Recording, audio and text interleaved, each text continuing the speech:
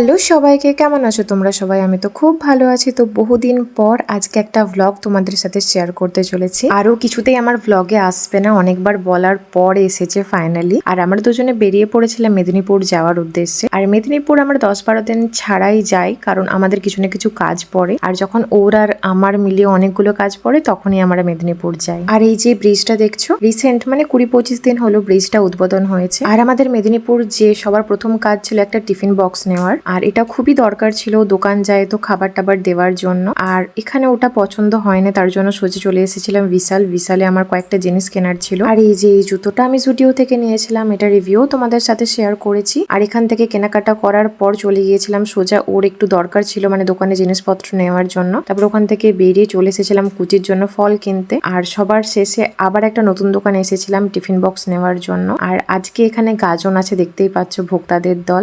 আর এত কিছু কেনাকাটা করার পর ভীষণই খিদে পেয়ে গিয়েছিল আমাদের দুজনেরই। তো আমরা এসে গিয়েছিলাম ভেজ মোমো আর চিকেন মোমো খাওয়ার জন্য। তারপর সোজা এখান থেকে বেরিয়ে চলে আসি দা ফুড কাস্টে। আর তোমরা যারা অনেক আগে থেকে আমার ভিডিওর সাথে যুক্ত আছো তারা জেনেই থাকবে যে এখানের ফিশ বিরিয়ানি আমাদের দুজনের মারাত্মক লেভেলের ভালো লাগে। আর এই এত গরমে আমাদের দুজনের অবস্থা ভীষণই খারাপ, কারণ মেদিনীপুর শহরে আমরা যেখানে থাকি সেখান থেকে গরমটা অনেকটাই বেশি পড়ে। আর এত গরমের জন্য আমরা এখানে ডিনার করিনি, আমরা সোজা বাড়ি নিয়ে চলে গিয়েছিলাম পার্সেল করে। আর আমার ভিডিওটা এই মুহূর্তে মেদিনীপুর থেকে কারা কারা দেখছো অবশ্যই কমেন্ট করে জানিও। আর বাড়ি ফেরার পথে এই চা দোকানটা দেখে আমরা দুজনে দাঁড়িয়েছিলাম চা খাওয়ার জন্য, কারণ আমরা বিকেল থেকে দুজনে খেয়েই চা খাইনি, চা দোকান থেকে হঠাৎ করে খেতে মন গিয়েছিল। আর এখান থেকে সোজা আবার বাড়ির উদ্দেশ্যে রওনা দিই। তো আজকের ব্লগটাই পর্যন্তই।